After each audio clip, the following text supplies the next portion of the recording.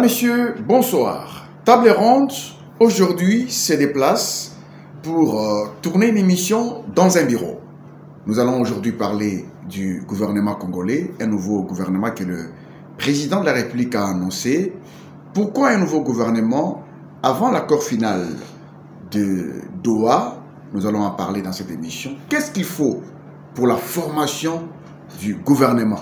Pour avoir un bon gouvernement, nous allons en parler. On va également terminer par le procès contre l'ancien président de la République. Pourquoi ce procès contre Joseph Kabila, alors qu'il y a des mesures de confiance à observer par rapport à la déclaration de principe signée à Doha entre le gouvernement congolais et l'AFC et l'M23. Eh bien, pour en parler, Table ronde s'est déplacée jusqu'au bureau, au cabinet de Maître Ahmed Ousseni. Bonsoir, Maître. Bonsoir, Monsieur Ambroise Mamba, et bienvenue chez nous. Merci beaucoup. C'est vous qui nous recevez dans votre cabinet aujourd'hui, votre bureau. Aujourd'hui, on va parler de cette affaire du gouvernement congolais. Vous êtes avocat, vous êtes professeur, vous êtes également secrétaire général d'un parti politique qui s'appelle ACN, Action pour un Congo Nouveau. C'est bien ça? Effectivement, c'est bien. Vous êtes secrétaire général de ce parti ACN. Comment ça se passe à l'ACN? Bon, je peux dire que ça se passe bien au niveau de l'ACN. D'abord, je vous remercie pour votre visite dans notre office. Chaque fois, c'est vous qui nous recevez sur votre plateau de table ronde à Congo Web. Aujourd'hui, vous nous faites quand même honneur de venir nous visiter. Au niveau de l'Action pour un Congo Nouveau, le parti politique au sein duquel j'assume les responsabilités du secrétaire général se porte bien. Je remercie tous les membres fondateurs du parti qui m'ont fait confiance lors de la dernière réunion extraordinaire tenue à Terrazanium. Les choix étaient portés sur ma personne afin que je puisse gérer le parti au quotidien. Et le parti qui est présidé au niveau national par le sénateur, président de la commission ECOFIN du Sénat, l'honorable Célestin Vounabandi. Lorsque j'ai eu le privilège d'être désigné à ces responsabilités, je me suis fixé des objectifs. Les objectifs, c'est notamment implanter le parti sur l'ensemble du territoire national, y compris à l'extérieur du pays, par la création de fédérations dans la diaspora. Et c'est là, dans un chronogramme bien défini, dans la perspective des élections de 2028, nous nous sommes dit que je prends l'année 2025 et l'année 2026 pour implanter le parti. Et l'année 2027, ça va me permettre d'observer le fonctionnement du parti. C'est dans votre plan d'action, en fait. Effectivement. Ça va me permettre de juger la puissance ou la pénétration du parti dans différentes provinces. Et à ce moment-là, j'estime, avant qu'on arrive aux élections en 2028, je pourrais être en mesure de présenter une liste avec de bons candidats. En tout cas, c'est ça l'objectif que je me suis présenté, je me suis fixé. Aujourd'hui, l'ACN, l'Action pour un Congo Nouveau, est présent à l'Assemblée nationale. Nous sommes également présents au niveau du Sénat, y compris dans certaines assemblées délibératives au niveau de l'Est du pays. Malheureusement, ces provinces-là sont aujourd'hui sous les joues de rebelles du M23 soutenus par les Rwandais, malheureusement. Et c'est un parti qui est au sein des institutions, membre de l'Union sacrée, bien entendu. Et voilà. Ah, très bien. On a compris votre plan d'action, votre vision également, pour arriver à donner à ce parti un ancrage national. Alors, mais ce parti a un président qui s'appelle Célestin Vounabandi. Et puisque son nom me revient en esprit, j'ai suivi une vidéo dans les réseaux sociaux où il est cité un certain monsieur qui s'est fait passer pour un Muzalendo, qui s'en prend à beaucoup de leaders de l'Est, Kamere, Bahati, mais également Célestin Vounabandi, qui serait des mèches avec la rébellion, des mèches avec le Rwanda. Quelle est votre réaction par rapport à ça? Bon, d'abord, M. Ambroise, je vous remercie du fait que vous-même vous dites que cet énergumène se qualifie lui-même de Muzalendo, parce que Muzalendo, ça vient de la langue swahili. Muzalendo qui signifie un patriote. Okay. Les Uzalendo, le patriotisme, c'est une notion noble qui nous est venue de la Tanzanie et qui a été beaucoup plus enseignée par Mwalimu Julius Kambarage Nyerere et qui a trouvé vraiment des racines au sein de son parti Chama cha Mapinduzi CCM. Alors, lorsque quelqu'un se dit il est Muzalendo, il est patriote, et il se livre à débiter des incongruités. Il n'y a pas que l'honorable Vonabandi qui a été visé par cet individu. Il a cité plusieurs acteurs politiques originaires de l'Est, notamment le président Vital Kamerhe, l'honorable Bahati, et tant d'autres, y compris l'honorable Célestin Vonabandi, qui dirait que le parti que moi je gère aujourd'hui, la CN, aurait aussi certains membres au sein de la rébellion. D'abord, je profite de cette occasion pour clarifier les choses. La CN est membre de l'Union sacrée. Nous sommes dans les institutions. Nous sommes présents à l'Assemblée nationale, nous sommes présents au Sénat, nous sommes également présents au niveau des assemblées délibératives. La CN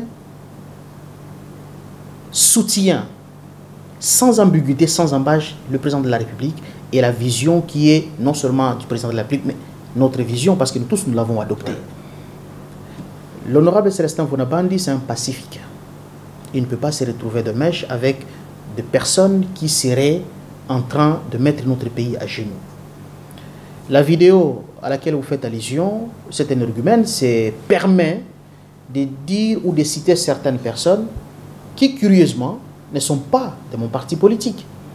Parce que la plupart des personnes citées dans cette vidéo et qui seraient membres de la CN seraient plutôt membres d'autres partis politiques et la plupart sont de l'UDPS. Donc, moi, je ne peux pas me permettre de dire que parce qu'il y a certains membres qui étaient même des candidats députés nationaux au Nord Kivu et au Sud Kivu qui auraient traversé de l'autre côté du M23, je ne peux pas me permettre de dire que l'UDPS serait des mèches avec le rebelle. Donc c'est un peu dans ce sens-là. Nous allons tenir une réunion pour voir, au sein du parti, pour voir quelles sont les mesures que le parti peut réserver à cet individu, et notamment on se réserve aussi le droit de pouvoir saisir la justice pour que non seulement l'honneur de notre président national, l'honorable Célestin Vonabandi, y compris l'honneur du parti ACN que je gère au quotidien, soit rétabli. D'accord. Alors, on va passer maintenant à notre débat du jour. Notre sujet du jour, c'est la formation du gouvernement. Un nouveau gouvernement a été annoncé par le président de la République. Mais cette annonce vient pendant qu'on attendait d'abord un accord final à Doha qui conduirait peut-être à la tenue de ce qu'on qualifierait d'un dialogue global et inclusif pour avoir un gouvernement de large union nationale. Comment avez-vous accueilli cette nouvelle de la formation d'un nouveau gouvernement? Merci, M. Ambroise Mamba. La nouvelle de la création d'un prochain gouvernement faite par le président de la République, nous l'avons bien accueilli chez nous, au niveau de la scène. Et le président de la République ne gère pas le pays suivant les tempéraments ou la température qui se passerait à Doha. Il gère le pays suivant la confiance que le peuple congolais lui a placée lors des dernières élections. Et c'est lui qui gère le pays au quotidien et c'est lui qui sait qu'est-ce qu'il faut faire pour son pays. Il n'est pas tenu de suivre quoi que ce soit par rapport à la température de Doha ou de Washington ou d'ailleurs avant qu'il fasse cette annonce-là. Alors, nous, au niveau de la scène, nous nous disons, est-ce que c'est utile de former un nouveau gouvernement aujourd'hui? Bien sûr, c'est utile de former un nouveau gouvernement. Parce que celui qui est là semble déjà montrer ses limites. Et par conséquent, il faut apporter encore du sang nouveau. Apporter du sang nouveau, comme le président de la République l'a dit. Mais au niveau de la scène, nous avons quand même certaines recommandations. Pour la formation de ce gouvernement. C'est notamment M. Ambroise Mamba. Je vais en arriver aux recommandations. Lorsque vous dites que c'est lui qui est là, l'actuel gouvernement a déjà montré ses limites, ça ferait allusion au chef du gouvernement pour avoir pratiquement une nouvelle équipe gouvernementale, ou ça ferait allusion à quelques membres de ce gouvernement pour avoir peut-être un gouvernement soumis à deux. C'est du pouvoir discrétionnaire du président de la République. C'est à lui de voir, est-ce que la première ministre est-elle la personne de la situation ou pas? Est-ce qu'il faut changer complètement l'équipe gouvernementale ou soit faire juste un remaniement technique? Il revient au président de la République de pouvoir de pouvoir apprécier. Mais nous pensons qu'il est nécessaire qu'il y ait un sang nouveau. Le pays est agressé. Aujourd'hui, nous avons perdu 2 provinces, et parmi les provinces, le pourvoyeur de la République. La constitution de l'unité nationale est plus qu'une priorité. Parce que pour faire face à l'ennemi, nous devons être unis. Si aujourd'hui nous arrivons à être fragilisés et être combattus par un petit pays comme le Rwanda, c'est notamment parce que nous ne sommes pas unis. Alors, dans le cadre de consolider cette unité nationale, dans le cadre d'apporter un sang nouveau à l'équipe gouvernementale, je pense et je suis d'accord avec le président de la République, il faut nous. Alors, on en arrive maintenant aux recommandations de l'ACN. Qu'est-ce que vous recommandez concrètement pour la formation du nouveau gouvernement? Pourquoi on forme le nouveau gouvernement? Je viens de le dire, nous devons obtenir l'unité nationale pour faire face aux ennemis de la République. Cela veut dire que la première recommandation de l'Action pour un Congo nouveau, c'est l'obtention de la cohésion nationale. Comment allons-nous obtenir cette cohésion nationale si et seulement si nous ne respectons pas l'article 90 de la Constitution, alinéa 3, qui impose, lors de la constitution de chaque gouvernement, l'on doit tenir compte de la représentativité nationale. La représentativité nationale. Mais Ambroise Mamba, c'est une notion capitale, sensible et qui fonde même notre valeur républicaine. Okay. Pourquoi je l'ai dit? Parce que les constituants congolais, lorsqu'il avait rédigé la constitution en vigueur aujourd'hui, lorsqu'il a prévu cette disposition, c'est parce qu'il est conscient que la République démocratique du Congo, notre pays, est un pays totalement à part. Il ne ressemble pas à d'autres pays africains. En 1885, quand la République démocratique du Congo a été créée, moi par exemple, professeur Ouseni, à l'époque, je n'étais pas citoyen du royaume Congo qui était créé par Tinoué au XIIIe siècle, non. Je n'avais pas non plus la citoyenneté de l'empire Lunda ni de l'empire Luba qui était créé par Ilunga Mbidi. Non. En 1885, quand la République démocratique du Congo a été créée à la suite de la conférence de Berlin, moi, Ahmed Ouseni, originaire de la province du Maniema, à l'époque, j'étais citoyen de la République islamique du Maniema. Ah, ok. C'était ça l'état de l'époque. C'était ça l'état de l'époque. C'est pour dire que au moment où la République démocratique du Congo a été créée, et la surface que représente aujourd'hui la République démocratique du Congo, en réalité, c'est la somme, c'est la mise ensemble, la mise en commun de plusieurs États, de plusieurs nations, de plusieurs républiques. Ça c'est l'histoire. Bien sûr. Et c'est là, d'ailleurs, la raison axiologique des dispositions constitutionnelles, article 90, alinéa 3, où on dit, lorsque vous formez votre gouvernement au niveau national, vous devez tenir compte de la représentativité nationale. La source ou la raison, elle trouve ici. Ok. Alors, c'était des républicains à l'époque, en 85. Contrairement à beaucoup de pays africains qui étaient créés par la scission d'empires et de royaumes. J'ai toujours donné cet exemple. Vous prenez l'empire du Mali. L'empire du Mali, à lui seul, a engendré aujourd'hui pratiquement 5 États. C'est un seul peuple, mais qui a été divisé en 5 États. La République du Mali, la République de Burkina Faso, une partie du Sénégal, une partie de la Côte d'Ivoire et une partie du Niger. Ça faisait un peuple. Un seul peuple. Effectivement. Lorsqu'on vous dit l'empire du Ghana, l'empire du Ghana de même a engendré plusieurs États aujourd'hui. Un même peuple, mais qui a engendré plusieurs États. La République du Ghana, une partie de la Côte d'Ivoire, une partie du Libéria, une partie du Togo, une partie même de Sierra Leone. Lorsqu'on vous parle de l'empire du Monomotapa, un même peuple, mais qui a été divisé dans plusieurs États. Il y a une partie de la Zambie, une partie du Zimbabwe, une partie du Malawi, et ainsi de suite. Mais lorsqu'on vous parle de la République démocratique du Congo, Nous n'avons pas été créés par scission d'empire et de royaume, non. Nous avons été créés par la fusion d'empire, des royaumes, d'États et des républiques. On prend le royaume Congo de Tinwene, on l'insère dans cette surface qu'on appelle aujourd'hui la République démocratique du Congo. On prend l'empire Luba de Ilungambidi, on insère dans cette surface. On prend l'empire Lunda, on insère dans cette surface. On prend la République islamique du Maniema, où régnait Tipo Tipo, Rachidi, Mouimuhara et consorts, avec comme capitale Kassongo. On insère dans cette surface. Et en réalité, nous sommes plusieurs peuples. Nous sommes plusieurs nations. Dans un processus de la création d'un État-nation. Et lorsque vous faites un gouvernement au niveau national, il faut tenir compte de cette donne-là. Qu'on n'ignore pas les ressortissants de ces républiquettes, si on peut le dire ainsi. Ouais. Parce que si aujourd'hui, nous travaillons pour obtenir la cohésion nationale. Ouais. Alors, comment obtenir cette cohésion nationale à partir du moment où certains enfants de la République se sentiraient exclus de la gestion du pays?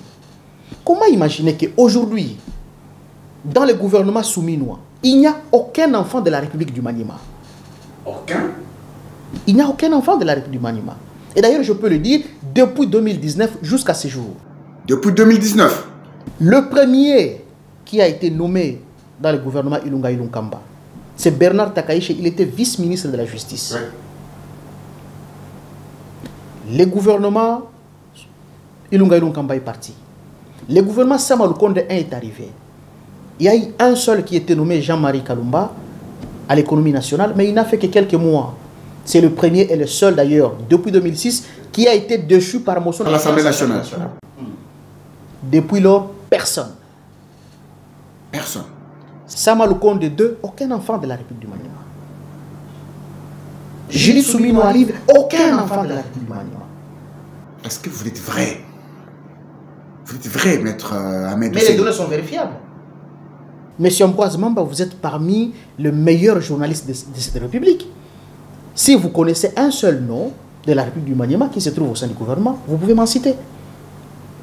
Alors, lorsque nous disons... de la province du Maniema et de la République de Maniema. Bien sûr, mais lorsque nous cherchons la cohésion nationale, mais il faut aussi tenir compte de toutes ces susceptibilités. Je ne dis pas que cela justifierait l'éloignement de certains enfants de la République du Maniema ou de la province du Maniema par rapport à cette cohésion nationale. Non. Mais c'est un vœu que l'action pour un Congo nouveau formule à l'égard du président de la République. Nous devons en tenir compte. Nous devons limiter les frustrations. Parce que l'adhésion du peuple ou l'adhésion de peuple au programme du gouvernement, c'est l'une des raisons fondamentales de la réussite de ce programme. Si certains enfants de la République... Est-ce qu'au sein des entreprises du portefeuille, il n'y a pas de ressortissants du Maniema? Veuillez m'en citer. Parce que je voulais aussi en venir là-bas. Ok, allez-y. Je voulais aussi en venir là-bas. Nous avons combien d'entreprises du portefeuille aujourd'hui? Mais citez-moi une seule entreprise du portefeuille, ou même deux, qui serait gérée par les ressortissants de la République du Maniema. Je pourrais même aller encore plus loin. Aujourd'hui, on dit, nous devons nous mobiliser. Nous devons nous mobiliser. C'est bien. Nous devons même sensibiliser les gens, les jeunes gens, à ce qu'ils puissent intégrer l'armée. C'est bien. Est-ce que vous savez que quand vous lisez la loi organique portant le fonctionnement de nos FARDC, quand vous lisez la loi organique portant le fonctionnement des juridictions, que ce soit de l'ordre judiciaire, de l'ordre administratif, l'on vous dit que même les promotions en grade dans ceci, on doit aussi tenir compte de la représentativité nationale. Nous avons combien de régions militaires dans ces pays? Mais il y a de ces provinces qui ne se retrouvent nulle part. Et par conséquent, que le président de la République fasse intervenir toutes les données mathématiques. On ne forme pas le gouvernement par le hasard, non. Il faut prendre du temps. Il faut analyser chaque paramètre. C'est la raison pour laquelle, M. Ambroise Mamba, vous suivez très souvent, après la sortie du gouvernement, les communiqués qui fusent de partout. Nous, les ressortissants. Nous, les ressortissants. En réalité, Ces communiqués-là reflètent ce que nous sommes. Okay. Ils disent, nous, les ressortissants de l'Empire Louba, Okay. nous nous retrouvons dans ce gouvernement. Ou nous ne retrouvons pas. Et voilà pourquoi nous remercions le président de la République. Nous allons l'accompagner. Parce que les nôtres aussi sont là. Nous, les ressortissants du royaume Congo, les Tinouénais, nous remercions le président de la République d'avoir élevé l'un des nôtres à la Banque centrale. Lolo Wameso est là. Oui. À la primature, Jili Tsumino est là aujourd'hui. Ainsi de suite. Mais il faut que le président de la République trouve des répondants ainsi dans toutes les provinces. Il faut que ceux du Maniema fassent également une déclaration comme ça. Non seulement ceux du Maniema. Je parle au nom de la République. Le cas du Maniema n'était qu'un exemple parmi tant d'autres. Il faut que les ressortissants du Nord Kivu se reconnaissent dans le prochain gouvernement qui doit sortir. Il faut que les ressortissants du Sud Kivu se reconnaissent dans le gouvernement qui va sortir.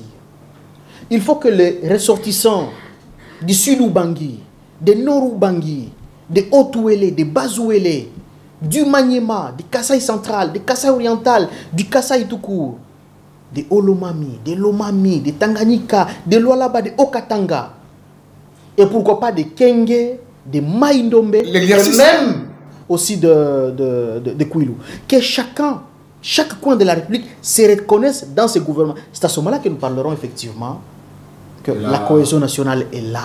Pour la représentativité nationale. Alors, mais il faut reconnaître que l'exercice n'est pas facile. Hein. Est-ce que c'est un problème au niveau du casting? Peut-être des équipes qui travaillent pour faire les castings de certains profils ministrables, où il y a peut-être des erreurs, des oublis. Peut-être par rapport au cas du Maniema, où vous avez relevé l'absence des ressortissants du Maniema depuis 2019 jusqu'à aujourd'hui. Bon, d'abord, au niveau de la scène, nous pensons que les compétences sont partout au travers l'étendue du territoire national. Il n'y a aucun peuple, il n'y a aucune tribu qui a le monopole de l'intelligence dans ces pays. Si vous cherchez les intelligents au Nord Kivu, vous allez en trouver. Si vous cherchez des technocrates au Nord Kivu, ils existent. Si vous cherchez des technocrates au Sud Ubangi, ils en existent. Si vous en cherchez au Kasaï central, ils en existent. Si vous cherchez des politiques capables de mobiliser les masses dans toutes les provinces, vous allez les trouver. Et par conséquent, la chose devient simple. Regardons qu'est-ce qu'il faut faire. Sélectionnons ces gens-là. Et ici, je pense que cette fois-ci, le président de la République ne s'attarderait plus par rapport à ce qu'on parlerait, entre guillemets, le poids politique. Le poids politique. Le poids politique en disant, oui, je sais que c'est une obligation constitutionnelle parce qu'on dit le gouvernement, c'est l'émanation de l'Assemblée nationale, c'est le reflet de l'Assemblée nationale. Mais à l'heure actuelle, il faut un peu oublier ça. Qu'on ne dise pas, par exemple, à un parti comme l'Action pour un Congo Nouveau, que je gère au quotidien, qu'on ne me dise pas parce que vous êtes pas faiblement représenté au niveau de l'Assemblée nationale, ou au Sénat, vous êtes aussi faiblement représenté, et par conséquent, vous ne pouvez pas faire partie au chapitre. Non. Il est temps au président de la République de regarder la République avec ses loupes. Qu'est-ce qu'il faut faire? Qui sont ces acteurs qui peuvent être au gouvernement et influer sur la marche de la République? Parce que quand vous entendez les rebelles du M23, quelque part ils vous disent, nous sommes en train de nous opposer à la politique de Kinshasa à cause de la discrimination. Certains peuples se sentent discriminés. Et nous donnons maintenant du répondant en disant, nous allons faire un gouvernement d'union nationale. C'est-à-dire, c'est l'antithèse de ce que les autres seraient en train de nous accuser. Et par conséquent, on ne peut pas avoir un gouvernement d'union nationale si et seulement si certaines provinces ne seront pas représentées.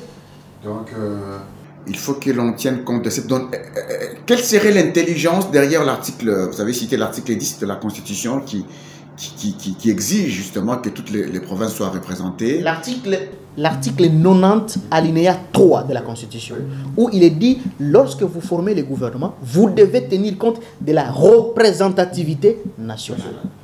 Et je vous ai donné la raison historique. Que vous ne pouvez pas former un gouvernement au sein duquel il n'y a pas le représentant du Royaume Congo. Les Bakongos vont se dire, nous ne nous reconnaissons pas dans ce gouvernement-là. Et lorsque le peuple se détache, lorsque le peuple se désengage d'un gouvernement, comment crée de frustration, ça crée de frustration, ça crée des actions de sabotage. La décohésion. Et...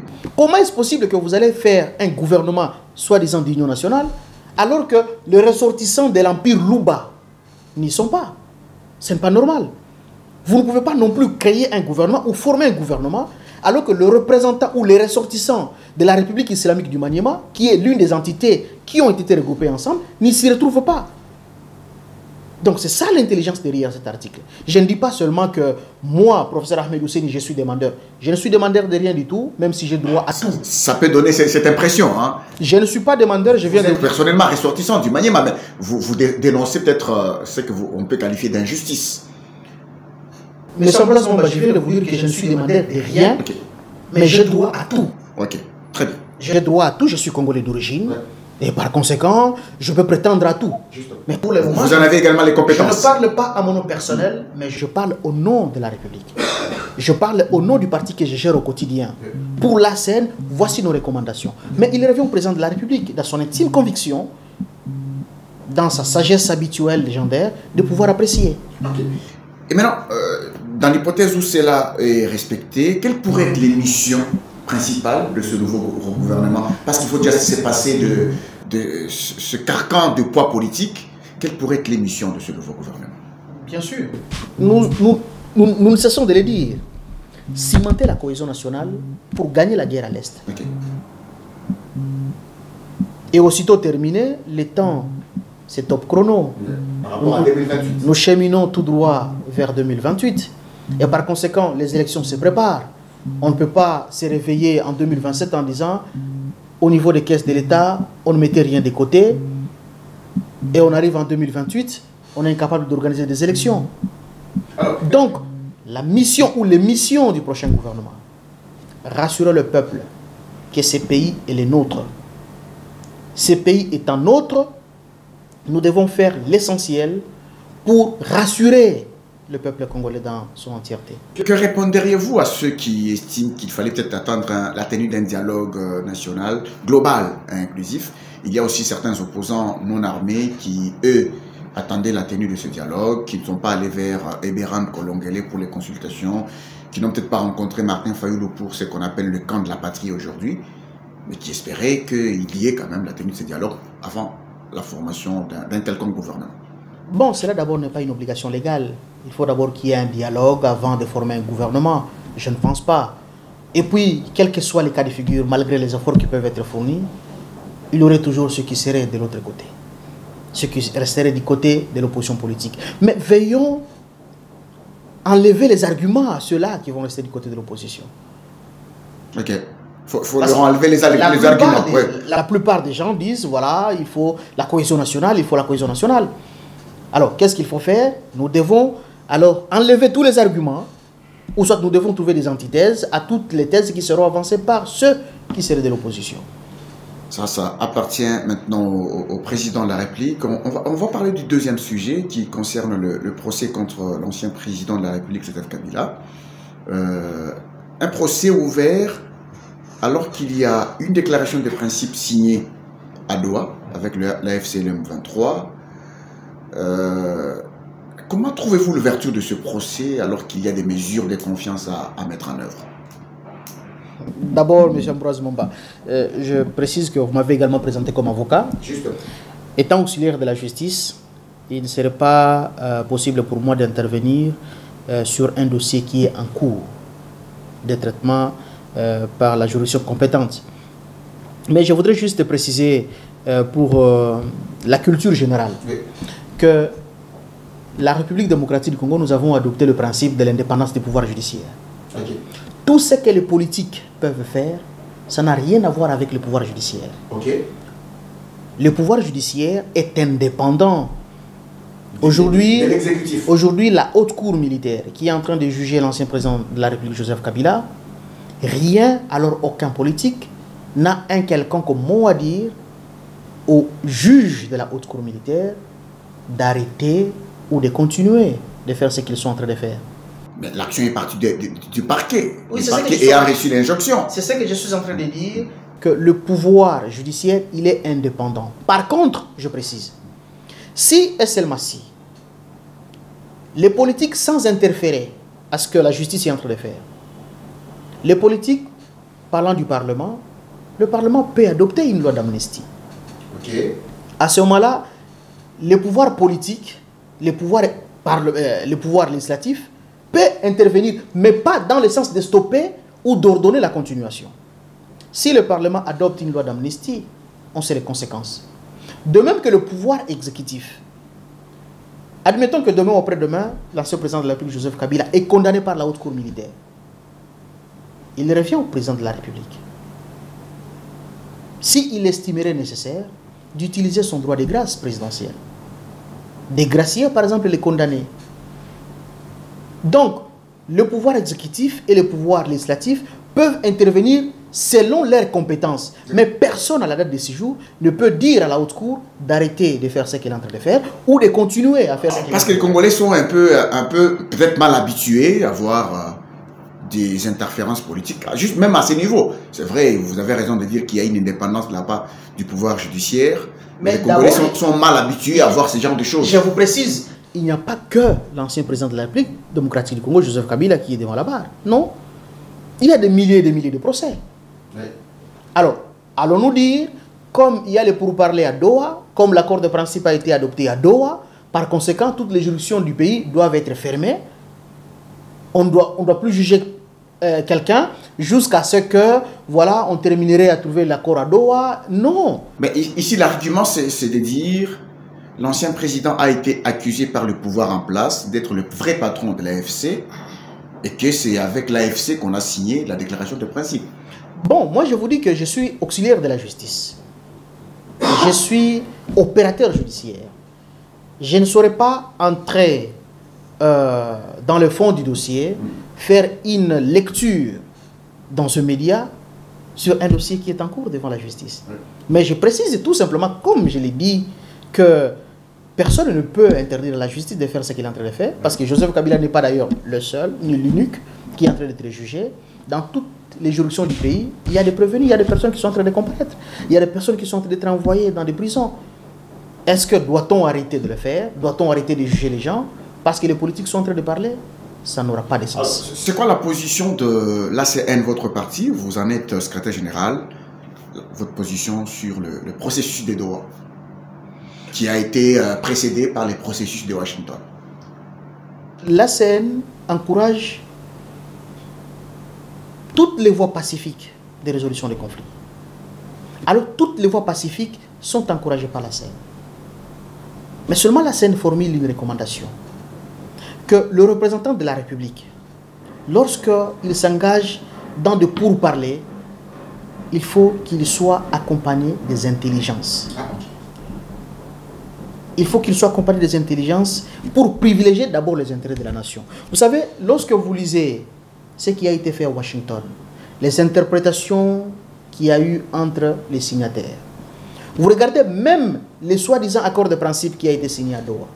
Quand vous lisez les interprétations faites par-ci, par-là, mais on sent toujours qu'il y a un problème quelque part. Il doit y avoir un petit problème. Est-ce que le petit problème serait seulement le problème conceptuel, le problème de formulation phraséologique, ou et pourquoi nous n'avons pas pu découvrir cela? Est-ce que c'est normal, M. Ambroise Mamba, qu'on puisse dire aujourd'hui à la République démocratique du Congo que avant que le Rwanda, que nous considérons que le Rwanda est un agresseur, mais désormais à Washington, le Rwanda n'est plus agresseur. À Washington, on dit désormais que le Rwanda a juste déployé ce mécanisme de défense. Et comment est-ce possible? On doit contraindre d'abord la République démocratique du Congo de neutraliser les prétendus FDLR avant que le Rwanda n'élève ce qu'elle considère ses mesures de défense. Ce n'est pas normal. C'est pratiquement le même terme qui était signé à Luanda par le ministre Lutondola. Et à l'époque, nous, au niveau de la scène, on se demandait déjà où se trouvent d'abord les FDLR au sein de la République démocratique du Congo, pour qu'on puisse nous imposer à nous de le neutraliser avant que le Rwanda ne se retire. Ça n'aurait pas de sens. Et c'est pourquoi nous disons, la CN encourage toutes les voies pacifiques de résolution des conflits. Est-ce que cette question d'FDLR, ce n'est pas, c'est pas un côté de bonne foi de la part du gouvernement congolais qui s'est dit, mais je suis sûr qu'il n'y a pas d'FDLR, je suis sûr qu'il n'y a aucune menace sécuritaire sur Kigali qui viendrait d'FDLR, et que le gouvernement congolais dit, bon, je ne vais pas bloquer la machine, j'accepte quand même parce que je sais qu'il y a des dossiers vides. Alors, si tel est le cas, nous pensons qu'alors l'accord serait autrement formulé. Ok. Si et seulement si la République démocratique du Congo dirait qu'il n'y a pas des FDLR, nous pensons qu'on allait alors reformuler. C'est pour cela que vous souhaitez que les délégués de la RDC s'accompagnent, se fassent accompagner des intelligences. Bien sûr. Pour bien écrire. C'est notre vœu. Je ne dis pas que ceux qui partent là-bas ne savent pas écrire, mais il faut qu'il y ait des intelligences. Il y a des gens qui partent dans des universités spécialement pour ça. Il y a des intelligences spécialement pour ça. Et je plaide au niveau de la scène. Nous plaidons que les intelligences accompagnent les représentants du gouvernement, accompagnent les représentants de la République démocratique du Congo lors de tels pourparlers, afin que les intérêts de la nation soient privilégiés. Alors actuellement, on va bientôt terminer cette émission. Actuellement, le Rwanda a quand même ratifié cet accord au niveau de son Parlement. Mais au Congo, on ne l'a pas encore fait. Le Rwanda, qu'on qualifie d'un pays dictatorial qui arrive quand même à le faire, mais pas au Congo. C'est quoi la position de la scène par rapport à ce débat lié à la ratification d'un tel accord au niveau du Parlement congolais? Bon, il faudra interroger les textes du pays. Est-ce que chez nous, un tel accord mérite... c'est quoi le mécanisme d'intégration de tel accord par rapport à notre arsenal juridique? La scène plaiderait à ce que les règles soient observées, les règles soient... mais quand le Rwanda ratifie cela, adopte les mesures de ratification, mais il faut beaucoup plus se poser la question, c'est sous quel terme, c'est sous quel entendement que le Rwanda le fait. Nous aussi, nous devons aller jusqu'au bout de ce que nous avons déjà commencé. Parce que si nous n'allons pas jusqu'au bout, demain ou après-demain, parce qu'admettons qu'on dit que la République démocratique du Congo accepterait que, voilà, suivant tel accord, voilà, c'est un accord de paix, hein? C'est un accord de paix. L'accord de paix, il faut que le Parlement soit d'abord associé en amont. Est-ce que ça a été fait? Bon, il faudra vérifier. Tout cela, c'est pour apporter de la garantie, même à ceux qui viendront chez nous pour investir. Pour que demain ou après-demain, lorsqu'il y a changement de personnes, changement d'individus, on dit non, nous on ne reconnaît pas cela. D'ailleurs, nos lois disent ceci et la procédure n'a pas été respectée. Par conséquent, on ne reconnaît pas cela. C'est ça le danger. Alors, on va revenir pour terminer à la formation du nouveau gouvernement. On voit que depuis que l'annonce a été faite par le président de la République, il y a une sorte de campagne électorale, une propagande pour ceux qui sont au gouvernement, qui souhaitent être maintenus au gouvernement. Vous avez déjà donné cette position-là que l'actuel gouvernement a été un peu limité, mais il y a cette propagande des gens qui souhaitent être reconduits au gouvernement, une autre propagande de ceux qui souhaitent être nommés, promus. Comment vous analysez cette propagande? La guerre est loyale. Ah, c'est loyal. C'est loyal, c'est loyal. Hein? Même ceux qui sont là, ils estiment que non. Nous avons bien travaillé. Nous sommes en train de bien travailler, nous voulons être maintenus. C'est subjectif. Voilà. Et ceux qui ne sont pas là veulent aussi intégrer l'équipe gouvernementale et par conséquent, il reviendra au seul président de la République de pouvoir apprécier parce que c'est de sa compétence. C'est pas facile pour lui. Il choisit selon son intime conviction, mais suivant les règles établies. Comme notamment celle que je viens de rappeler ici, le respect de la représentativité nationale. Une pression sur lui, hein? Une pression sur lui. Bon, en fait, qui prendre, qui n'est pas prendre. C'est la règle d'or. Le casting. C'est la règle d'or. C'est le principe sacro-saint de la formation de tout gouvernement du pays. Ça ne date pas d'aujourd'hui. Chaque fois, cette règle existe. Depuis l'adoption de la première constitution du pays, le principe de la représentativité nationale a toujours existé. Depuis le temps de Lumumba, passant par Joseph Mobutu, Mzee Laurent Désiré Kabila, Joseph Kabila, jusqu'à aujourd'hui Félix Tshisekedi. La règle est là. Ça s'est tiré dans les génies culturels congolais. Hein? Génie culturel congolais. Alors, si encore on raterait cette chance de créer un gouvernement d'union nationale, de large union nationale.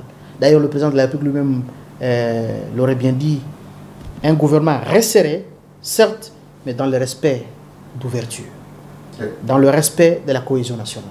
Resserré, pourquoi? Effectivement, le gouvernement semble être éléphantesque. On doit quand même diminuer, on doit compresser certains ministères. Comment est-ce possible, M. Ambroise Mamba, avec le budget qui est nôtre, avec les défis qui sont nôtres? On doit avoir d'une part un ministère de formation professionnelle, un ministère de l'EPST, un ministère de l'ESU, un ministère de recherche scientifique. Pourquoi ne pas compresser ces ministères? Il faut les fusionner. On doit d'autre part avoir un ministère de pêche et élevage seulement, un ministère de développement rural, un ministère de l'agriculture. Pourquoi ne pas compresser ces ministères? Pourquoi ne pas les compresser? On doit avoir un ministère de l'urbanisme, un ministère des affaires foncières, un ministère d'aménagement des territoires. Pourquoi ne pas compresser ces ministères? Peut-être qu'on crée du travail, peut-être pour créer des espaces, parce qu'il faut récompenser les uns les autres. Il y a ces défis-là liés à la représentation nationale. Quand on entre aussi dedans, c'est aussi un autre conflit là, maître. Vous allez dans une province du Maniema, on vous dit que telle personne ne représente vraiment pas valablement pas la province de Maniema, il fallait prendre tel clan, telle tribu. C'est aussi une autre donne, maître. Et Ambroise Mamba, nous avons combien de provinces? 26. C'est-à-dire nous pouvons même tenir un gouvernement de 26 personnes, en raison d'une seule personne par province. Non seulement qu'on aurait respecté le principe de la représentativité nationale, mais aussi et surtout, comme je vous ai dit, les compétences sont partout. Vous ne pouvez pas me dire aujourd'hui que dans le Haut-Lomami, il n'y a pas de compétents là-bas. Non, ça serait non-sens. Vous ne pouvez pas non plus me dire que dans le Kwango, il n'y a pas d'intelligents. Vous ne pouvez pas me dire que dans le Maïndombe, il n'y a pas des enfants qui aiment cette république. Pour que l'un de leurs fasse aussi partie de l'équipe gouvernementale. Donc, même avec un gouvernement de 26 membres, on aura toujours la facilité de respecter le principe de représentativité nationale. Parce que certains pensent, lorsqu'on dit le principe de représentativité de l'unité nationale, on a souvent l'impression que voilà, il faut avoir un gouvernement de 100 membres. Non. Il faut viser, même s'il faut prendre un seul individu, une seule personne par chaque province, ça serait suffisant. Nous sommes arrivés à la fin de notre émission, à moins qu'il y ait un mot de la fin pour ce soir. Le mot de la fin, c'est de vous remercier. Le mot de la fin, c'est d'appeler le peuple congolais à l'unité. Le mot de la fin, c'est nous devons nous unir parce que la République démocratique du Congo est en train de faire face à plusieurs défis. Et si nous restons en désunion, alors nous serons vaincus. Et pour que nous ne soyons pas vaincus, pour que nous puissions continuer à écrire l'histoire de ces pays comme l'avait rêvé le père de l'indépendance, nous devons être unis. Merci beaucoup, maître Ahmed Ousseni. Nous rappelons que vous êtes avocat, professeur, secrétaire général de l'ACN, l'Action pour un Congo nouveau. Merci d'avoir été pas sur ce plateau, mais de nous avoir reçus dans votre bureau pour y tourner l'émission Table Ronde. C'est moi qui vous remercie et je vous rassure que mes portes seront grandement ouvertes autant que de besoin. Merci. Mesdames et messieurs, c'est par là que nous terminons cette émission Table Ronde qui s'est déplacée pour tourner cette émission dans ce beau bureau de maître Ahmed Ousseni. Merci à vous de l'avoir suivi. On vous retrouve prochainement pour d'autres numéros de Table Ronde.